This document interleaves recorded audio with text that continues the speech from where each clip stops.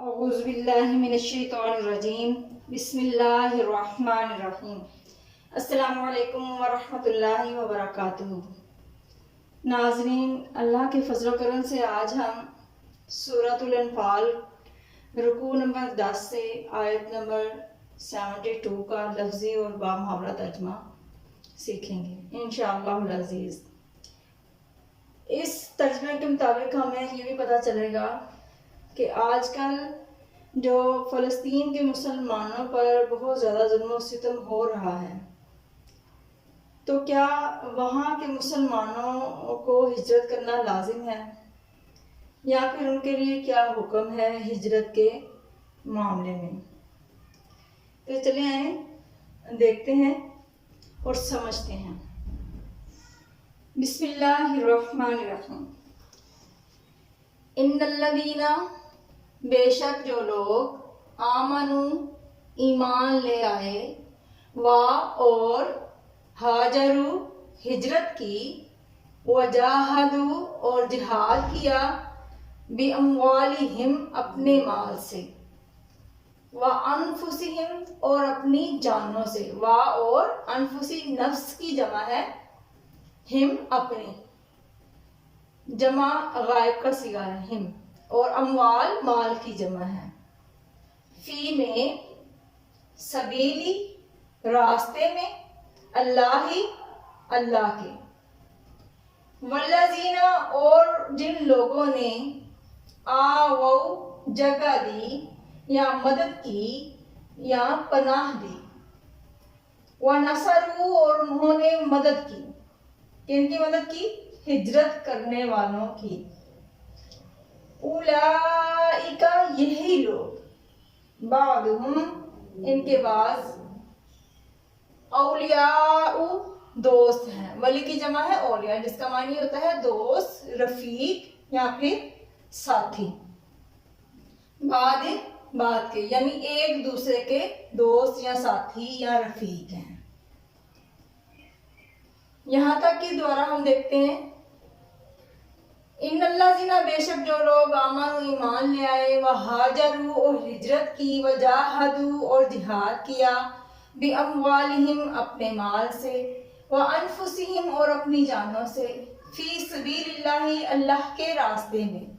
والذین اور جن لوگوں نے آووا ان کو جگہ دی یعنی ان کو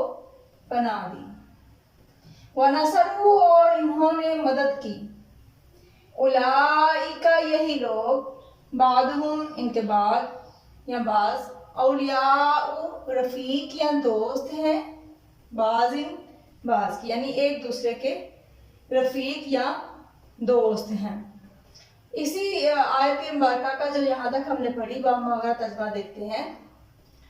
بے شک جو لوگ ایمان لائے اور وطن سے ہجرت کر گئے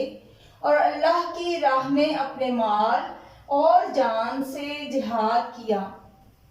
اور جنہوں نے ہجرت کرنے والوں کو جگہ دی اور ان کی مدد کی، وہ آپس میں ایک دوسرے کے رفیق ہیں یا ساتھی ہیں یا دوست ہیں۔ والذین اور جو لوگ آمنوا ایمان لے آئے، ولم یہاجروا اور ہجرت نہیں کی،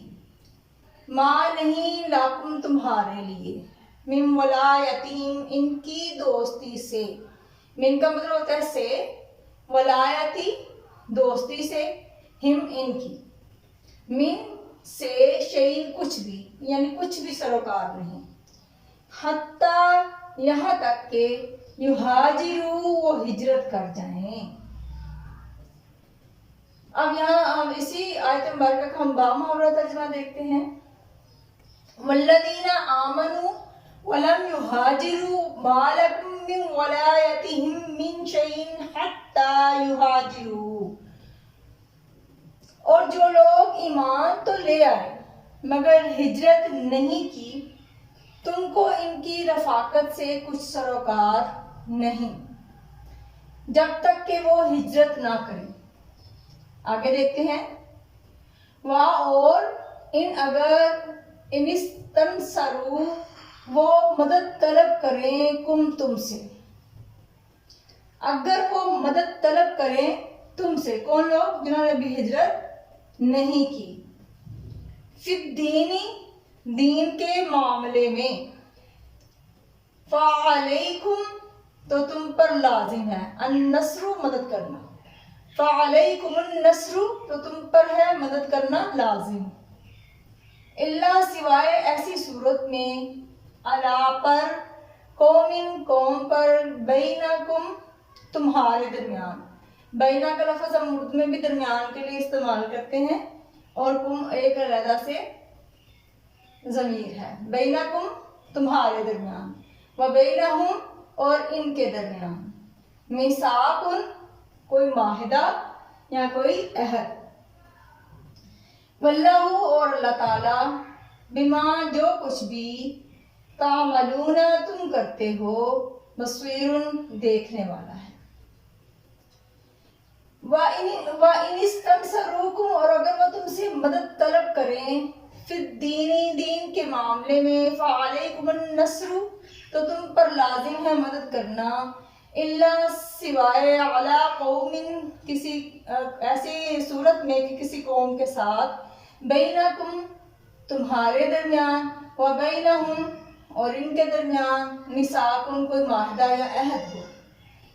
واللہ اور اللہ تعالیٰ بما تعملون جو کچھ تم کرتے ہو، بصیر دیکھنے والا ہے۔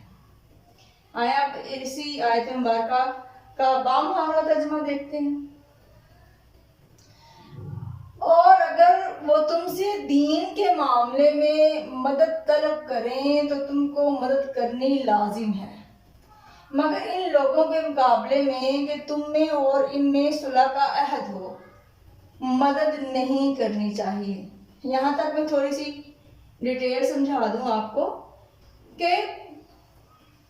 مسلمان ایسے مسلمان جو ظلم و ستم کے شکار ہیں، دین کے معاملے پر دین پر عمل کرنا ان کے لیے ممکن نہیں رہا، ان پر بہت زیادہ ظلم و ستم ہو رہا ہے، تو ایسی صورت میں حکم یہ ہے کہ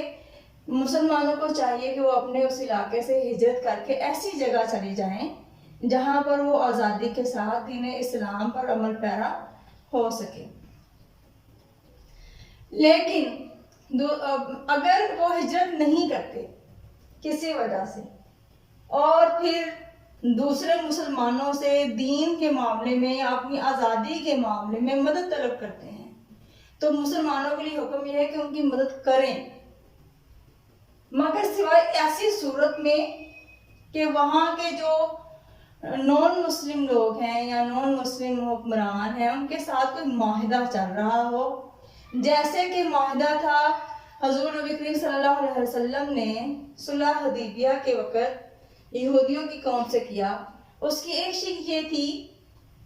کہ اگر مسلمانوں میں سے کوئی ان کے ہاتھ سے بھاگ کر مسلمانوں کے پاس آ جاتا ہے، یہودیوں سے بھاگ کر مسلمانوں کے پاس آ جاتا ہے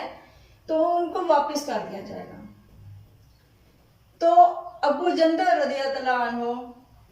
بیڑیوں میں جکڑے ہوئے جب کفار سے بھاگ کر مسلمانوں کے پاس پہنچے تو چونکہ آپ صلی اللہ علیہ وسلم نے صلح حدیبیہ میں معاہدہ کیا ہوا تھا تو آپ نے حضرت ابو جندل کو واپس کر دیا۔ تو یہاں پہ بھی یہی حکم ہو رہا ہے کہ اگر ایسی قوم کے ساتھ تمہارا کوئی معاہدہ ہو چکا ہو تو تم پھر ان مسلمانوں کی مدد نہیں کرو گے، لیکن اگر اس کے علاوہ کوئی معاہدہ نہیں ہے تو ان مسلمانوں کی مدد کرنا لازم ہے۔ پھر آگے اللہ تعالیٰ یہ بھی فرما رہے ہیں واللہ بما تعملون بصیر، اور اللہ تعالیٰ تمہارے سب کاموں کو دیکھ رہا ہے۔ یعنی اگر کوئی صرف بہانے بازی کر رہا ہے اور مسلمانوں کی مدد نہیں کر رہا یا صرف ڈر ہے اس کو اپنی جان کا، اپنے مال کے ختم ہونے کا یا ضائع ہونے کا، اور وہ اس لیے مسلمانوں کی مدد نہیں کر رہا، تو بے شک اللہ تعالیٰ سب کاموں کو دیکھ رہا ہے۔ یعنی اللہ تعالیٰ کو تو پتہ ہے ہمارے دل میں کیا ہے، ہماری زبان پہ کیا ہے، ہم کیا عمل کر رہے ہیں اور کیوں کر رہے ہیں۔ واللہ عالم، اللہ رب العزت ہمیں اچھے طریقے سے قرآن پاک کو سمجھنے اور عمل کرنے کی توفیق عطا فرمائے، اور فلسطین کے مسلمانوں کی اللہ تعالیٰ مدد فرمائے، اور تمام دیگر مسلمان حکمرانوں کو اللہ تعالیٰ یہ توفیق عطا فرمائے کہ فلسطین کے مسلمانوں کی مدد کریں.